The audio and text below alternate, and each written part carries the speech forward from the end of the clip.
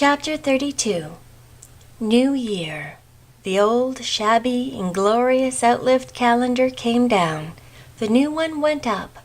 January was a month of storms. It snowed for 3 weeks on end. The thermometer went miles below zero and stayed there. But, as Barney and Valency pointed out to each other, there were no mosquitoes.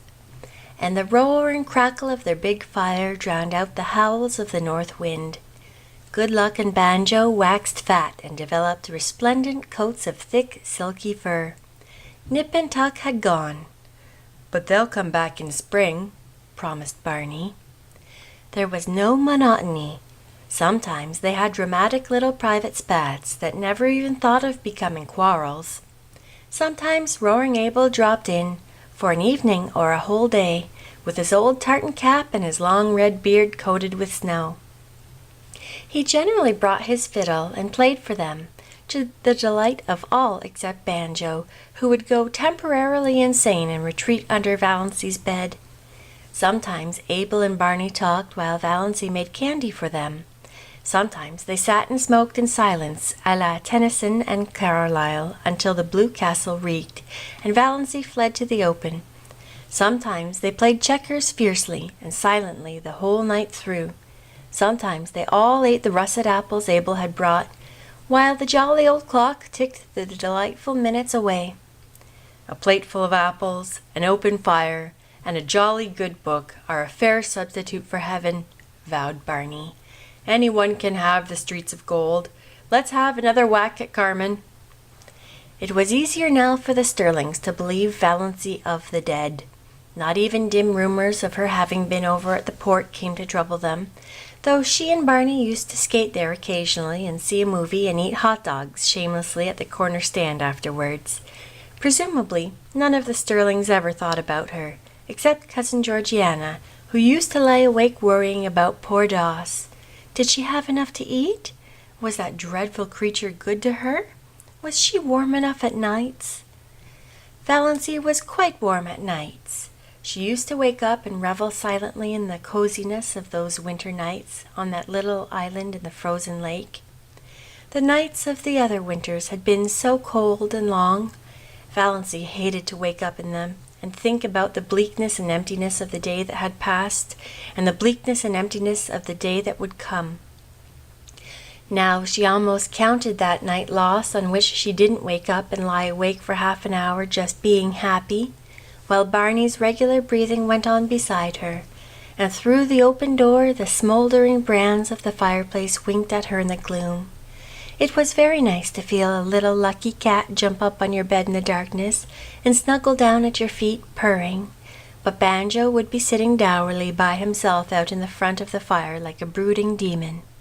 At such moments Banjo was anything but canny, but Valency loved his uncanniness. The side of the bed had to be right against the window. There was no other place for it in the tiny room. Valency, lying there, could look out of the window, through the big pine boughs that actually touched it, away up Mistawis, white and lustrous as a pavement of pearl, or dark and terrible in the storm. Sometimes the pine boughs tapped against the panes with friendly signals. Sometimes she heard the little hissing whisper of snow against them right at her side. Some nights the whole outer world seemed given over to the embrace of silence. Then came nights when there would be a majestic sweep of wind in the pines, nights of dear starlight when it whistled freakishly and joyously around the blue castle, brooding nights before the storm when it crept along the floor of the lake with a low, wailing cry of brooding and mystery. Valency wasted many perfectly good sleeping hours in these delightful communings, but she could sleep as long in the morning as she wanted to. Nobody cared. Barney cooked his own breakfast of bacon and eggs, and then shut himself in Bluebeard's chamber till supper time. Then they had an evening of reading and talk. They talked about everything in this world and a good many things in other worlds. They laughed over their own jokes until the blue castle re-echoed. "You do laugh beautifully," Barney told her once. "It makes me want to laugh just to hear you laugh. There's a trick about your laugh, as if there were so much more fun back of it that you wouldn't let out. Did you laugh like that before you came to Mistawis, Moonlight? I never laughed at all, really. I used to giggle foolishly when I was expected to, but now the laugh just comes. It struck Valancy more than once that Barney himself laughed a great deal oftener than he used to, and that his laugh had changed. It had become wholesome. She rarely heard the little cynical note in it now. Could a man laugh like that who had crimes on his conscience? Yet Barney must have done something. Valancy had indifferently made up her mind as to what he had done. She concluded he was a defaulting bank cashier. She had found in one of Barney's books an old clipping cut from a Montreal paper in which a vanished defaulting cashier was described. The description applied to Barney, as well as to half a dozen other men Valancy knew, and from some casual remarks he had dropped from time to time, she concluded he knew Montreal rather well. Valancy had it all figured out in the back of her mind. Barney had been in a bank. He was tempted to take some money to speculate, meaning, of course, to put it back. He had got in deeper and deeper until he found there was nothing for it but flight. It had happened so to scores of men. He had, Valancy was absolutely certain, never meant to do wrong. Of course, the name of the man in the clipping was Bernard Craig, but Valancy had thought Snaith was an alias. Not that it mattered. Valancy had only one unhappy night that winter. It came in late March, when most of the snow had gone, and Nip and Tuck had returned. Barney had gone off in the afternoon for a long woodland tramp, saying he would be back by dark if all went well. Soon after he had gone, it had begun to snow. The wind rose, and presently Mistawis was in the grip of one of the worst storms of the winter. It tore up the lake and struck at the little house. The dark, angry woods on the mainland scowled at Valancy, menace in the toss of their boughs, threats in their windy gloom, terror in the roar of their hearts. The trees on the island crouched in fear. Valancy spent the night huddled on the rug before the fire, her face buried in her hands. When she was not vainly peering from the oriel in a futile effort to see through the furious smoke of wind and snow that had once been blue-dimpled Mistawis. Where was Barney? Lost on the merciless lakes? Sinking exhausted in the drifts of the pathless woods?